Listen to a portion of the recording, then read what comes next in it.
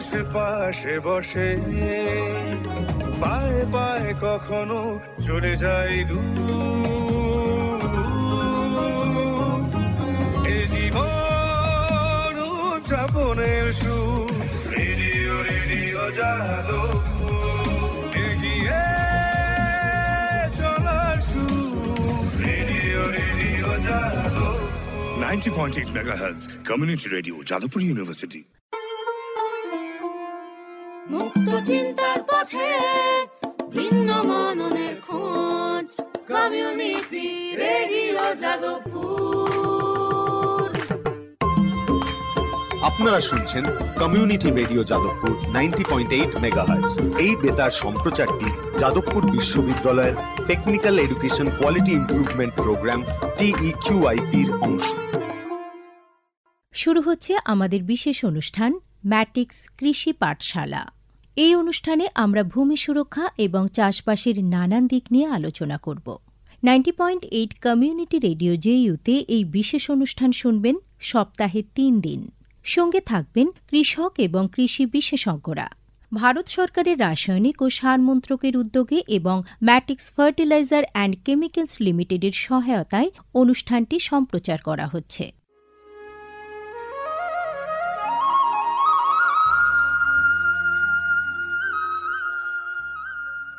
অর্থনৈতিক বিষয় সংক্রান্ত ক্যাবিনেট কমিটি তাদের 28 জুন 2023 সভায় PM প্রণাম নামক একটি প্রকল্প অনুমোদন করেছে। এই প্রকল্পের উদ্দেশ্য হল ধরিত্রী ও মৃত্তিকার পুনরুদ্ধার, পুষ্টি, উন্নতি সাধন এবং তা নিয়ে সচেতনতা বৃদ্ধি। গ্রামীণ স্তর থেকে শুরু করে আমাদের সকলের প্রচেষ্টা মাতৃভূমির যত্ন ও স্বাস্থ্য রক্ষার জন্য এই অনন্য পদক্ষেপকে ফলপ্রসূ করে তুলতে পারে। এই প্রকল্পের মূল লক্ষ্য হল কৃষিতে রাসায়নিক সার এবং কীটনাশকের অত্যধিক ব্যবহার দূর করা। বাড়তি ফলনের জন্য সার ও কীটনাশকের অতিরিক্ত ব্যবহার মাটিকে অসুস্থ করে তুলছে, কমিয়ে দিচ্ছে তার উৎপাদন ক্ষমতা। মাটির পুষ্টি আর সুরক্ষার জন্য প্রাকৃতিক অথবা জৈব সারের ভূমি পরীক্ষা ভিত্তিক সুষম ব্যবহার করা প্রয়োজন। পাশাপাশি দরকার জৈব ও প্রাকৃতিক চাষ পদ্ধতি এবং সম্পদ সংরক্ষণ প্রযুক্তি, যেমন সমন্বিত কৃষি ব্যবস্থা, ক্ষুদ্র সেচ, মালচিং, মাটির ক্ষতিকারক খনন না করা, ঘুরে ফিরে বিভিন্ন ফসলের চাষ ইত্যাদি। চাষবাসের এই টেকসই পদ্ধতিগুলো মাটির উর্বরতা বাড়াবে, পরিবেশ দূষণ কমাবে এবং দীর্ঘমেয়াদী উৎপাদনশীলতাকে শক্তিশালী করবে। সারের সুষম ব্যবহার শুধু মাটিই নয়, সার্বিকভাবে পরিবেশের স্বাস্থ্য রক্ষা করে। সুষম সার ব্যবহারের অর্থ হল উদ্ভিদকে তার প্রয়োজনীয় পুষ্টি উপাদানগুলি সঠিক পরিমাণে এবং অনুপাতে, সঠিক সময়ে এবং উপযুক্ত পদ্ধতিতে দেওয়া। সংশ্লিষ্ট রাজ্য বিশ্ববিদ্যালয়গুলি ইতিমধ্যেই তাদের এলাকায় উৎপাদিত ফসলের প্রয়োজন অনুসারে এর ডোজগুলি নির্ধারণ করেছে। সঠিক মাত্রায় সার ব্যবহার করলে ফলন যেমন বাড়বে, তেমনি বাড়বে ফসলের গুণমান। ভালোভাবে পোষিত মাটিতে ফলানো ফল, শাকসবজি ও শস্য প্রয়োজনীয় পুষ্টিতে ভরপুর আর সুস্বাদু হয়। ফলনের বৃদ্ধি আর উন্নত গুণমান আমাদের কৃষকদের জন্য নিয়ে আসবে বেশি মুনাফাও। শুধু বেশি ফসল নয়, উন্নততর ফসল আমাদের লক্ষ্য। এই কৌশলে লাভবান হবে প্রত্যেকে, আমাদের কৃষকরা, আমাদের পরিবেশ এবং সর্বোপরি আমরা সকলে। বিচার বিবেচনার সঙ্গে পরিপোষক ব্যবহার করলে কেবল ফলনই বাড়ে না, প্রজন্মের পর প্রজন্ম জমি থাকে উর্বর। সুতরাং আসুন, একটি উজ্জ্বল এবং স্থায়ী কৃষি ভবিষ্যতের জন্য আমরা সুষম সার ব্যবহারের প্রচার ও অনুশীলন চালিয়ে যাই।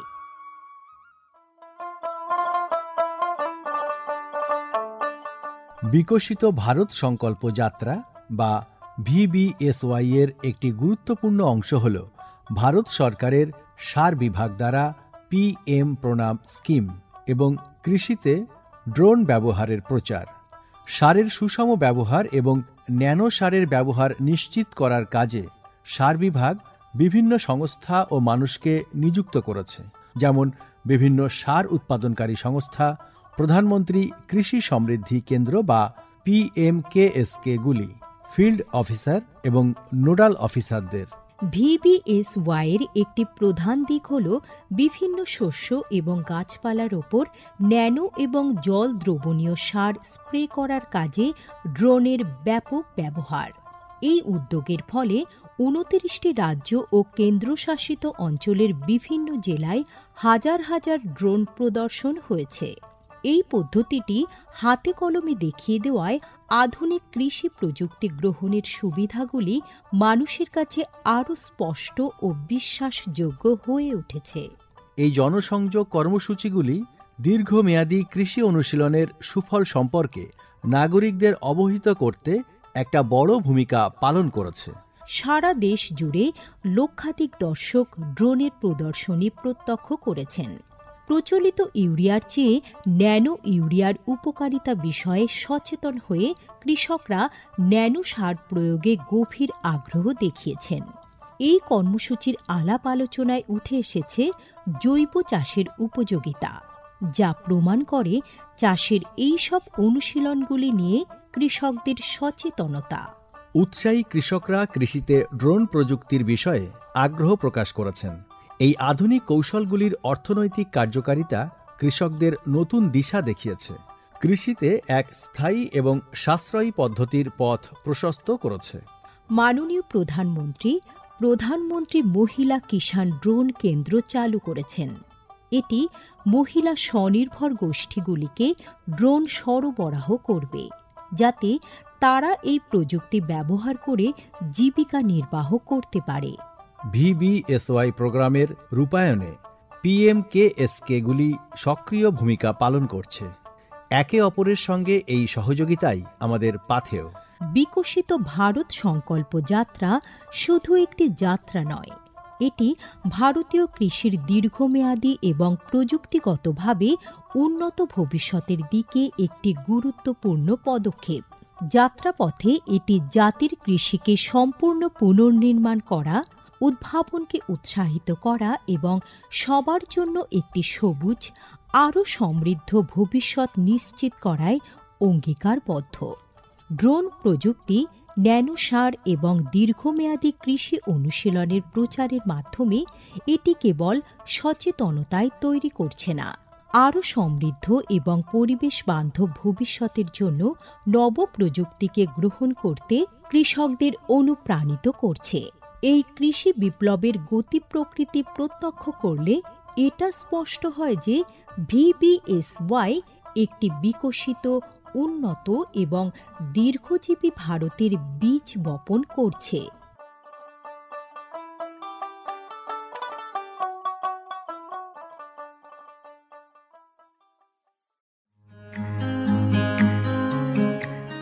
ভারতের যে সার কোম্পানিগুলি সবচেয়ে দ্রুত গতিতে বৃদ্ধি পাচ্ছে, ম্যাটিক্স ফার্টিলাইজার্স অ্যান্ড কেমিক্যালস লিমিটেড তার মধ্যে অন্যতম। পশ্চিমবঙ্গের পানাগড়ে অবস্থিত তাদের কারখানায় বছরে 12.5 লক্ষ টনের ওপর ইউরিয়া সার উৎপাদন হয়। ভারত সরকারের গ্রিনফিল্ড প্রজেক্ট হিসেবে স্বীকৃত এই কারখানায় তৈরি হয় ডক্টর ফসল। ইতিমধ্যে যা পূর্ব ভারতের সর্বাধিক বিক্রিত ইউরিয়া সার হয়ে উঠেছে। কৃষি উন্নয়ন ও ভূমি সুরক্ষা, ক্ষুধা, অপুষ্টি ও দারিদ্র্য দূরীকরণ, গ্রামীণ এলাকা ও বস্তি উন্নয়ন, লিঙ্গ সাম্য, পরিবেশ, স্বাস্থ্য, শিক্ষা ইত্যাদি নানান বিষয়ের উপর জোর দেয় ম্যাটিক্সের CSR প্রকল্পগুলি।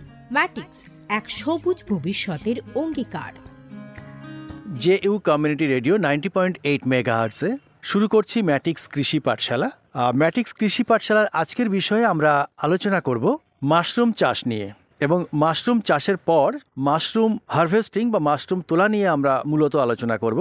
আর এ বিষয়ে জানার জন্য আমরা চলে এসেছি দক্ষিণ 24 পরগনার ভাঙড়ের কাছাকাছি, যেখানে মহিলারা সেখানে তারা মাশরুম চাষ করছেন। সেই মাশরুম চাষের যে ঘর, সেই মাশরুম চাষের স্থানে, মাশরুম চাষের ঘরে আমরা চলে এসেছি। আমরা কথা বলবো যে সমস্ত মহিলারা মাশরুম চাষ করছেন, তাদের মধ্যে একজনকে পেয়েছি। তার সঙ্গে আপনার নাম?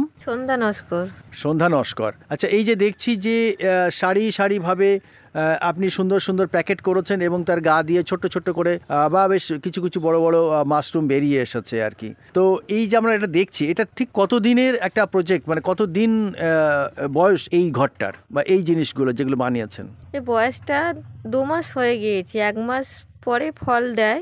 এবার 1 মাস মানে অটোমেটিক প্রায় তোলা হয়ে যাচ্ছে।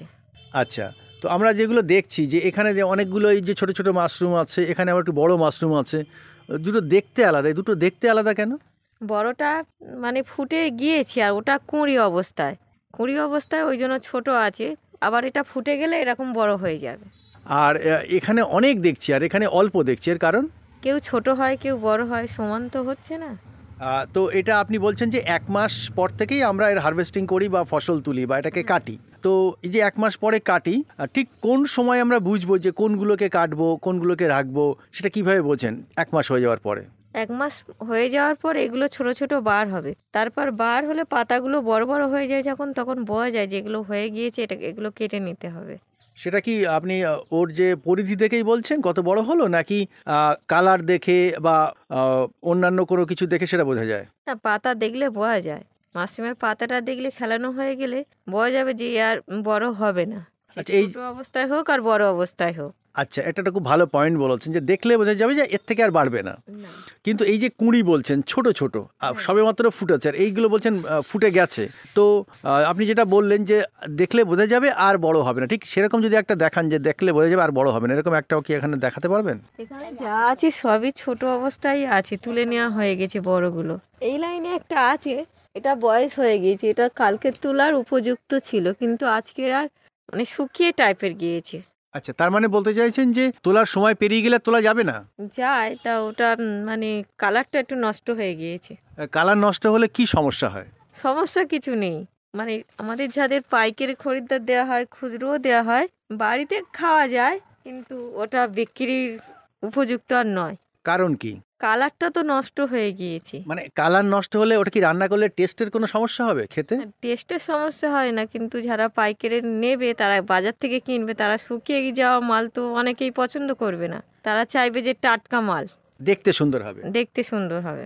এই যে যেটা আপনি বললেন যে উপযুক্ত হয়ে গেছে, তুলে ফেলেছেন, তো এটা একটু বুঝিয়ে দিন যে এই যে অনেকগুলো এর পাপড়ি টাইপের আছে, 1 2 3 4 5 6 7 8, তো এই এতগুলো পাপড়ি হওয়ার কারণটা কি, মানে কেন এরকম এত বড় হচ্ছে? এটা ছোট ফুল থেকে ফুলের গোড়ায় দেখো অনেকগুলো ছোট ছোট কুঁড়ি আছে, সেটা যত বড় হবে পাপড়িগুলোও বড় হবে। কোনোটায় একটা পাপড়ি বার হয়, কোনোটায় 5টা নিয়ে বার হয়। সর্বোচ্চ কতগুলো পাপড়ি এরকম হয়? ঠিক নেই, 10টা একসাথেও হয়, 12টা একসাথে হয়, আবার একটাও একসাথে হয়, একটা পাপড়িও হয়। একটা পাপড়ি হলে বেশি ভালো না 8-10টা একসঙ্গে হলে বেশি ভালো? 10-12টা একসাথে হলে ফুলটা ভালো, ফুল মানে ফুটে যাবে যখন, ভালো দেখতে লাগে। আর একটা হলে একটাই ফুলের মতন হবে। আচ্ছা, আপনার হাতে যেটা আপনি এখনই তুললেন, এটা দেখিয়ে যদি বোঝান যে ঠিক এর কোন অংশগুলো রান্না করে খাওয়া হয়, কোন অংশগুলো বাদ দেওয়া হয়? এর সবই নেওয়া হবে, খাওয়া হবে, এইগুলো শুধু এই গোড়া থেকে এটাই বাদ যাবে, যেটা শিকড় টাইপের। হ্যাঁ, এগুলো সবই নেওয়া হবে, এরকম ছোট ছোট করে কেটে নিয়ে রান্না হবে। এটা বটি লাগে না বা কিছু ছুরি লাগে না, বটি ছুরি না হলেও চলে যাবে। আচ্ছা, আপনি হাত দিয়ে যেভাবে ছাড়াচ্ছেন এরকম টুকরো টুকরো করে নিলেই হবে? হ্যাঁ। আচ্ছা আচ্ছা, ঠিক আছে, সেটা বুঝেছি। এই যে ধরুন যেটা আপনি বললেন যে একটু কালার নষ্ট হয়ে গেছে হারভেস্টিং করার সময়, তোলার সময়, সেটা আর বিক্রি করতে গেলে অসুবিধা হবে বা বিক্রি হবে না, তো সেইখানে যখন এটা বলছেন যে কালার নষ্ট হয়ে গেছে, একদিন পেরিয়ে গেছে, সেইগুলোকে আপনারা কি করেন? সেগুলো শুকিয়েও বিক্রি হয়, শুকনো করলে অনেক সময় শুকনো মাশরুম দিয়ে অনেক কিছু ছাতু টাতু তৈরি হয়। যাদের বড় বড় মানে ওগুলো মেশিন পার্ট আছে, বাইরে অনেকেই কিনে শুকনো মাশরুম কিনে অনেক কিছু তৈরিও হয় ওর থেকে। আচ্ছা, তাহলে বলছেন যে এগুলো আমরা চাইলে শুকনোও করতে পারি, আর যদি অল্প পরিমাণে হয় তখন আপনারা কি করেন? পরে শুকনোও বিক্রি হয়ে যায়। আচ্ছা, তাহলে মাশরুম কাঁচা অবস্থাতেও বিক্রি হচ্ছে, শুকনো অবস্থাতেও বিক্রি হচ্ছে। আপনারা প্রধানত কিভাবে বিক্রি করেন? আমরা কাঁচামালই বিক্রি হয়ে যায়। এবার যখন খুব বেশি হয়, কোনো ওয়েদারে বিক্রি হলো না, তখন সেগুলো শুকনো থাকে। যখন কাঁচামালের প্রোডাকশান কমে যায়, তখন শুকনো মালই বিক্রি হয়ে যায়।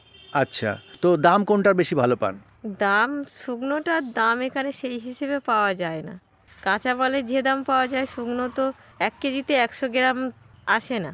তো এবার যদি আমরা আবার একটু পেছনের কথায় ফিরে যাই, যে আপনি 1 মাস পরে হারভেস্টিং করা শুরু করলেন, তো কতদিন অন্তর অন্তর এটা তোলেন আর কি? এটা প্রত্যেক দিনে কাটা যায়, মানে প্রতিদিনই বড় বড় হয়ে যায়? হ্যাঁ, এই যেগুলো কুঁড়ি আছে এগুলো কালকের বড় বড় হয়ে যাবে, এরকম বড় হয়ে যাবে, ফুটে যাবে, কালকের বিকালে আবার তোলা যাবে। মানে একদিনের মধ্যেই এত বড় হয়ে যাবে? হ্যাঁ, একদিনের মধ্যেই বড় হয়ে যাবে। আচ্ছা, আর যদি বলেন যে আপনার এই ছোট্ট যে ঘরটা আছে, অনেকগুলো ঘর এরকম করা আছে দেখছি, আমরা শ্রোতা বন্ধুদের বলে দিই যে চট দিয়ে ঘেরা এবং ওপরে ছাউনি আছে, অ্যাসবেস্টারের ছাউনি আছে এবং চট দিয়ে ঘেরা, আর তার ভেতরে দুটো গলি আছে নিজেদের ঢোকার মতো আর কি, আর বাকি কিন্তু সবটাই এরকম বস্তা ছোট ছোট করে প্যাকেট করে সেগুলো দড়ির মাধ্যমে ঝোলানো আছে। এই এক একটা দড়িতে কতগুলো করে ঝোলান? একটা দড়িতে 6টা করে আছে। 6টা করে আছে? 7টা আছে, দড়ি হিসেবে হয় আর কি। আচ্ছা, তো এরকম একটা ঘরে আপনারা এইটাকে চাষ করছেন আর কি, এবং সেখান থেকে এই যে বললেন যে প্রতিদিনই আপনারা তোলেন, তো এরকম একটা ছোট ঘরে আপনারা, শ্রোতা বন্ধুদের বলি যে এটা খুব বড় ঘর না, এটা হয়তো এরকম 8x12 এরকম একটা ঘর হবে আমার যেটা মনে হচ্ছে, বা 10x12 এরকম একটা ঘর হবে। তো এরকম একটা ঘরে একদিনে কতটা মাশরুম আপনাদের উৎপাদন হয় বা তোলেন? এর থেকে পার ডে নতুন থাকলে 4 কেজি 5 কেজি হয়ে যাবে, আর পুরাতন হয়ে গেলে হয়তো 1 কেজি, তারপর আস্তে আস্তে কমে আসবে, ফের ফেলে দিয়ে নতুন করে লাগানো হবে। যখন খারাপ হয়ে যাবে ফেলে দিয়ে আবার নতুন প্যাকেট লাগানো হবে। এগুলো আপনারা বিক্রি করেন কোথায়? এগুলো বাড়িতে বিক্রি হয়, পাইকের ধরা আছে, তারা বাড়িতে নিতে আসে, পাইকের আর দিয়ে আসাও হয়। ভালো দাম পান?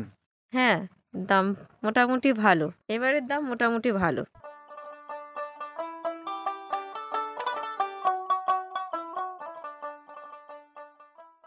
জেইউ কমিউনিটি রেডিও 90.8 মেগাহার্টসে আমরা আজ ম্যাটিক্স কৃষি পাঠশালার এই পর্বে আমরা চলে এসেছি মাশরুম চাষের যে স্থান যেখানে মাশরুম চাষ করা হয়, মাশরুম চাষের ফার্ম, সেই মাশরুম চাষের ফার্মে চলে এসেছি। সেখানে মহিলারা মূলত এই মাশরুম চাষটা করছেন, এরকম একটা জায়গাতে এসেছি, তাদের সঙ্গে কথা বলছি। আপনার নাম? নাম পলানি নস্কর। আপনি এই কত বছর ধরে এই মাশরুম চাষের সঙ্গে যুক্ত? তা 10-12 বছর হয়েছে মানে। 10-12 বছর করছেন। তো মাশরুম চাষে আপনি মূলত কোন কোন কাজগুলো আপনি নিজে হাতে করেন? ওই ওদের ওই সাজিয়ে দিই প্যাকেটটা, আমি বাঁধতে পারি না, ওই সাজাগুলো করে দিই, একটু খড় গাড়িতে জাল দিলাম, একটু এইসব করি আমি। আচ্ছা, খড় কুচিলাম, প্যাকেট করলাম, এইসবগুলো হয় করি। তো খড় যে কাটেন কত বড় বড় করে কাটেন? খড় আগে এতে কাটা হতো, বটিতে ছোট ছোট কাটা হতো, এখন মেশিনে কাটা হয়, ছোট করে কাটা। তারপর খড় কাটার পরে কি করেন?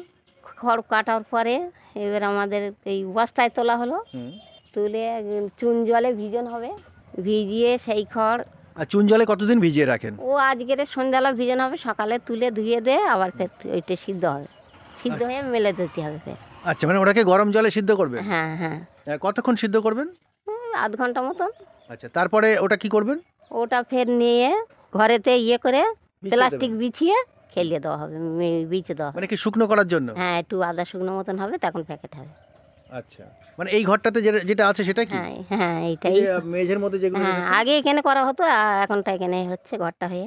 আচ্ছা, তো এই যে আপনি মেলে দিয়েছেন, মানে মেঝেতে দিয়েছেন দেখছি, তো এটা কতদিন ধরেই শুকাবেন? ওই আজকেরই হয়ে যাবে। তার জন্য কি ফ্যান চালাতে হবে? না, কিছু করতে হবে না, এমনি এমনি শুকিয়ে যাবে? হ্যাঁ, এমনি শুকিয়ে যাবে, সন্ধ্যাবেলা প্যাকেট হবে। তো এই শুকিয়ে যাওয়ার পরে তারপর কি করবেন? তারপর ওই প্যাকেট হয়ে ঝুলন হবে, সেই মাঠে ফার্ম আছে। আচ্ছা, ধরুন এই ফার্মটার মধ্যে যদি আপনি বলেন কীরকম আপনার প্যাকেটগুলো নেন এবং প্যাকেটগুলো কোথায় পান এবং কিভাবে এটাকে আপনারা ভরেন বা ঝোলান? আমরা বাড়িতে ওই প্লাস্টিকই করে দানা দেওয়া হয়, দানা 4 ভাগ করে, 1 ভাগ খড় দেওয়া হয়, আর 1 ভাগ দানা দিয়ে এরকমভাবে 4 ভাগ করে তারপর এই প্যাকেটটা হয়। আচ্ছা, তার মানে প্রথমে একটা খড় দিলেন, হ্যাঁ, প্রথম খড় দেওয়া হবে, তারপর দানা দিলেন। কতটা দানা দেন? একটা 200 প্যাকেট দানা 4 ভাগ করে, 1 ভাগ দেওয়া হবে, ফের খড় দেওয়া হবে, ফের দানা দেওয়া হবে, ফের খড়, ফের দানা, এরকম করে 4 ভাগ হবে। তার মানে 200 গ্রামের প্যাকেট কি একটার মধ্যে চলে যাবে? হ্যাঁ, একটার মধ্যেই চলে যাবে। আচ্ছা, তো এটা দেওয়ার পরে কি করতে হবে? মুখটা বেঁধে দিতে হবে? মুখটা বেঁধে আর এই ঝুলাতে হবে। আর না ঝুলিয়ে যদি আমরা মাটিতে রাখি কি হবে? আমরা মাটিতে রাখিনি কোনো সময়, তো এটা জানি বলতে পারবো না। আচ্ছা, তো এই ঝুলিয়ে দিলেন, এবারে আপনি বলছেন যে এই কাজগুলো আপনি করেন, আর এই যে যখন ফসল হচ্ছে মাশরুমে যে ফুটে আছে, এই কাটার কাজও কি করেন?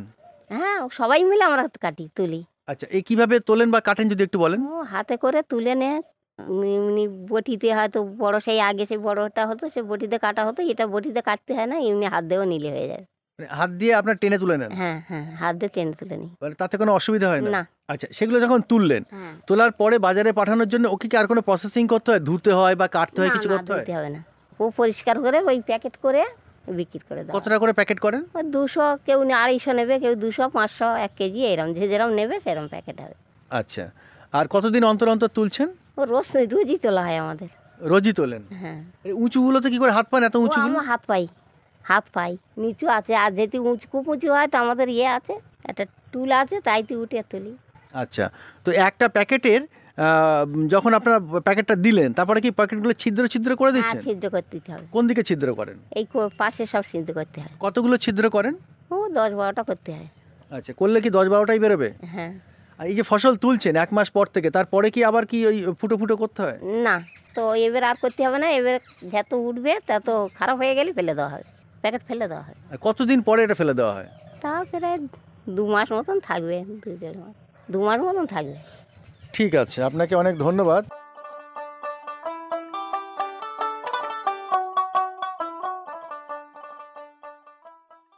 আমরা ফিরে যাই আগে যার সঙ্গে কথা বলছিলাম। আচ্ছা, আপনি যে কথাগুলো বলছিলেন যে আপনারা তুলছেন এবং বিক্রি করছেন এবং এখানে পাইকারি লোকজন এসে আপনাদের থেকে কিনে নিয়ে যাচ্ছেন আর কি, তো এই যে বললেন যে 1 মাস পর থেকে আপনাদের এই ফসলটা ওঠা শুরু হয়, প্রতিদিনই তোলেন, তো কতদিন পর্যন্ত এটাকে রাখা যায়? আর আমাদের প্রত্যেক দিনের মাল প্রত্যেক দিনে বিক্রি হয়ে যায়। অনেকে ফ্রিজে 1 দিন 2 দিন 3 দিনও রাখে, কিন্তু আমাদের ফ্রিজে রাখা হয় না। মানে টাটকা টাটকা বিক্রি করলেই ভালো। হ্যাঁ। আচ্ছা, এই যে আপনার ফার্মটা আছে, এই ফার্মে যত আপনি প্যাকেট করে রেখেছেন, এই প্যাকেটগুলো কতদিন পর্যন্ত ভালো থাকে? মানে 1 মাস পর থেকে আপনি তুলছেন, তো এটা কত মাস পর্যন্ত তোলা যাবে? 1 মাস পর্যন্তই ভালো থাকে, তারপরে খারাপ হয়ে যায়। মানে 1 মাস বলতে 1 মাসের পরে আরো 1 মাস, মোট 2 মাস? হ্যাঁ, 2 মাস। আচ্ছা, 2 মাস পরে কখন বুঝবেন যে প্যাকেটগুলো খারাপ হয়ে গেছে আর চলবে না? প্যাকেটগুলো এরকম পচে যাবে যখন। আচ্ছা, এই প্যাকেটগুলো যেমন পচে গিয়েছে তখন ফেলে দিতে হবে। আচ্ছা, তো এই যে প্যাকেটগুলো বলছেন পচে গেছে, তো এগুলো এবার কি করবেন? এগুলো ফেলে দিয়ে আবার নতুন করে ফের লাগানো হবে। আচ্ছা, এগুলো ফেলে দেবেন মানে এগুলো কি সার হবে? হ্যাঁ, সার হবে। আচ্ছা, সেগুলো আপনারা কোথায় ফেলেন, কোনো নির্দিষ্ট কিছু আছে? হ্যাঁ, নির্দিষ্ট আমাদের ওখানে একটা চৌকো করা আছে, ওর মধ্যে ফেলে দেওয়া হয়। সেটা সার হয় না, শুধু খড় দিলে তো সার হবে না, ওর সঙ্গে খড়, গোবর, কলা গাছ পচিয়ে দিয়ে ওতে কেঁচো ছেড়ে দিলে আবার এর থেকে ভার্মি কম্পোস্ট সার তৈরি হয়। আচ্ছা, মানে এটাকে ভার্মি কম্পোস্ট সারের জন্য ব্যবহার করা যেতে পারে? হ্যাঁ, ভার্মি কম্পোস্ট সারে ব্যবহার করা যায়। আচ্ছা, তো 1 মাস পর থেকে যে বললেন ফসল শুরু হলো এবং এই যে 2 মাস পরে গিয়ে এটা খারাপ হয়ে গেল, আবার নতুন করে করতে হলো, তো এই যে টানা 1 মাসে এক একটা বান্ডিল থেকে কতটা করে ফসল পাওয়া যেতে পারে? এক বান্ডিল থেকে এক একটা প্যাকেট থেকে 700-800 1 কেজি হাইয়েস্ট। এবার মানে এই পুরো 2 মাসে না একদিনে? 2 মাস ধরে একটা ব্যাগে হবে। আচ্ছা, এবার কোনো ব্যাগ পচেও যায়, তাতে একটাও হচ্ছে না। আচ্ছা, পচে যাওয়ার কি কোনো কারণ আছে? অনেক সময় দানা খারাপ থাকে, অনেক সময় খড় খারাপ থাকে, ওয়েদার খারাপ থাকে, সব মিলে হয়। আচ্ছা, আপনি এই যে ফসল তুলছেন বা এটা কাটছেন, তো এই যে একদিন পর একদিন অন্তর কাটছেন, ধরে টানা 1 মাস ধরে ফসলটা তুলছেন, তো এই 1 মাসের মধ্যে ফসল তোলার সময় এর আলাদা কোনো পরিচর্যা আছে?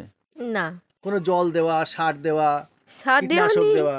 সার দেওয়া নেই, এতে জল স্প্রে করতে হয় প্রত্যেক দিন। আচ্ছা, কিভাবে করেন, কখন করেন?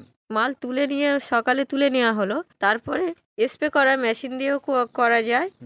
আবার মোটর ছেড়ে, আমাদের বেশিরভাগ সময় যখন ব্যাগ পুরাতন হয়ে যায় তখন মোটর ছেড়ে দেওয়া হয় জল, আর না হলে মেশিন আছে, স্প্রে করা মেশিনগুলো দিয়ে স্প্রে করে দেওয়া হয়। তো এই যে মাশরুমটা দেখছি, সাদা সাদা মাশরুম, এর নাম কি? এর নাম ওয়েস্টার। আপনারা কত ধরনের মাশরুম চাষ করেন? আমরা 2 ধরনের করি, মিল্কি আর ওয়েস্টার। আর কোনটা কখন হয়? মিল্কিটা গরমে হয় আর শীতকালে হয় ওয়েস্টার। মানে এখন ঠান্ডার সময় বলে এটা করছেন? হ্যাঁ, ঠান্ডাতে ওয়েস্টারই হবে। এটা কোন মাস পর্যন্ত এই ওয়েস্টারটা আপনারা চাষ করবেন? ওয়েস্টারটা চৈত্র মাস পর্যন্ত হবে, আবার বৈশাখ জ্যৈষ্ঠ মাস থেকে আবার মিল্কি আরম্ভ হবে। কোনটার ফলন বেশি? দুটোই ভালো হয়, তবে গরমের থেকে শীতকালের মাশরুমটা বেশি ভালো হয়। আচ্ছা, আপনারা তো এই চাষ করেন মানে আপনারা নিজেরাও খান, হ্যাঁ। তো কোনটা বেশি টেস্ট বলে মনে হয়, মানে খেতে ভালো, এই ওয়েস্টার নাকি মিল্কি? সব থেকে ওয়েস্টারের টেস্ট বেশি।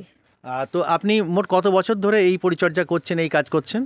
10 বছর মতন হবে। তো যারা এই চাষ করতে চান, মহিলারা স্বনির্ভর হওয়ার জন্য, নিজের পয়সা ইনকাম করার জন্য, মহিলারা স্বনির্ভর হওয়ার জন্য, মাশরুম চাষ করার জন্য, তাদেরকে আপনি কি উপদেশ দেবেন? সব রকম প্রযুক্তি দিয়ে অনেককেই শিখিয়ে দেওয়া হয়, মাশরুম চাষ শেখানো হয়, মানে অনেকেই এখান থেকে শিখে যায়, অনেকে করছে চাষ, তারা ইনকাম করছে। হ্যাঁ, অল্প করছে, হয়তো এত বড় বড় ফার্ম বানাতে পারে না, কেউ 15 প্যাকেট, কেউ 20 প্যাকেট, কেউ 30 প্যাকেট, কেউ 40 প্যাকেট, ছোট ছোট করে বাড়িতে করছে, এবং তারা পয়সা ইনকাম তার করছে। থেকে কিছু বিক্রি হয়, কিছু খাওয়া হয়, সব তো আর খাওয়া যায় না, তার থেকে বিক্রিও হয়। তার মানে মহিলারা বাড়িতে অন্যান্য কাজের ফাঁকে তারা অবসর সময়ে এই মাশরুম চাষ করে ইনকাম করতে পারে? হ্যাঁ, চাষ করলে ইনকাম নিশ্চয়ই হবে। আপনি তো বাড়ির কাজকর্ম করেন, তার ফাঁকে কখন এই কাজগুলো করেন?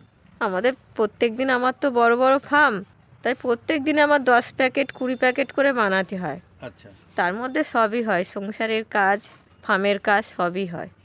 তাহলে আমাদের অন্যান্য মহিলাদের জন্য আপনি কি বলবেন, যদি একটু বলেন যে তারা চাষ করার জন্য কোনো উদ্বুদ্ধ করার জন্য আপনি কি বলবেন তাদেরকে? তারা যদি আসে প্রকৃত চাষ শিখিয়ে দেওয়া হবে। চাষ করলে লাভ পাবে। হ্যাঁ, চাষ করলে লাভ পাবে। ঠিক আছে, আপনাকে অনেক অনেক ধন্যবাদ। তোমাকেও ধন্যবাদ।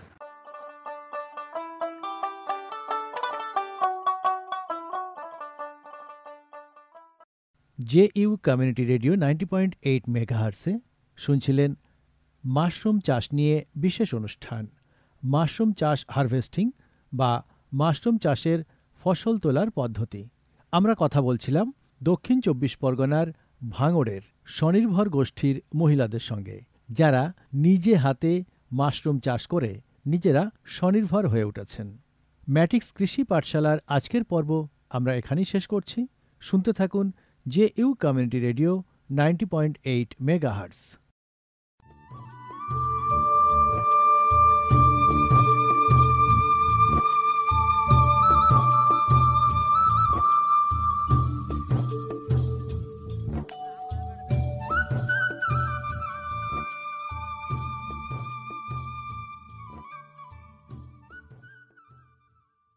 এতক্ষণ শুনলেন আমাদের বিশেষ অনুষ্ঠান ম্যাটিক্স কৃষি পাঠশালা। ভারত সরকারের রাসায়নিক ও সার মন্ত্রকের উদ্যোগে এবং ম্যাটিক্স ফার্টিলাইজার অ্যান্ড কেমিক্যালস লিমিটেডের সহায়তায় অনুষ্ঠানটি সম্প্রচার করা হল। কেমন লাগলো এই অনুষ্ঠান আমাদের জানাতে পারেন 0332457262 নম্বরে। আপনারা আমাদের মেলও করতে পারেন radioju@gmail.com-এ। আমাদের ইউটিউব চ্যানেল রেডিও JU, এখানেও আপনারা এই বিশেষ অনুষ্ঠানটি শুনতে পারেন। আর আমাদের ইনস্টাগ্রাম আইডি radio_JU আপনারা ফলো করতে পারেন। আজকের মতো ম্যাটিক্স কৃষি পাঠশালা এ পর্যন্তই। শুনতে থাকুন কমিউনিটি রেডিও JU 90.8 মেগাহার্টজে। ভারতের যে সার কোম্পানিগুলি সবচেয়ে দ্রুত গতিতে বৃদ্ধি পাচ্ছে ম্যাটিক্স ফার্টিলাইজার্স অ্যান্ড কেমিক্যালস লিমিটেড তার মধ্যে অন্যতম। পশ্চিমবঙ্গের পানাগড়ে অবস্থিত তাদের কারখানায় বছরে 12.5 লক্ষ টনের ওপর ইউরিয়া সার উৎপাদন হয়। ভারত সরকারের গ্রিনফিল্ড প্রজেক্ট হিসেবে স্বীকৃত এই কারখানায় তৈরি হয় ডক্টর ফসল। ইতিমধ্যে যা পূর্ব ভারতের সর্বাধিক বিক্রিত ইউরিয়া সার হয়ে উঠেছে। কৃষি উন্নয়ন ও ভূমি সুরক্ষা, ক্ষুধা, অপুষ্টি ও দারিদ্র্য দূরীকরণ, গ্রামীণ এলাকা ও বস্তি উন্নয়ন, লিঙ্গ সাম্য, পরিবেশ, স্বাস্থ্য, শিক্ষা ইত্যাদি নানান বিষয়ের উপর জোর দেয় ম্যাটিক্সের CSR প্রকল্পগুলি। ম্যাটিক্স এক সবুজ ভবিষ্যতের অঙ্গীকার। মুক্ত চিন্তার পথে ভিন্ন মননের খোঁজ, কমিউনিটি রেডিও যাদবপুর। আপনারা শুনছেন কমিউনিটি রেডিও যাদবপুর 90.8 মেগাহার্টজ। এই বেতার সম্প্রচারটি যাদবপুর বিশ্ববিদ্যালয়ের technical education quality improvement programme TEQIP-র অংশ। দূরে সে পাশে বসে, পায়ে পায়ে কখনো চলে যায় দূর। এ জীবন উদযাপনের সুর, রেডিও রেডিও যাদবপুর। এগিয়ে চলার সুর, radio radio Jadavpur. 90.8 megahertz community radio Jadavpur university.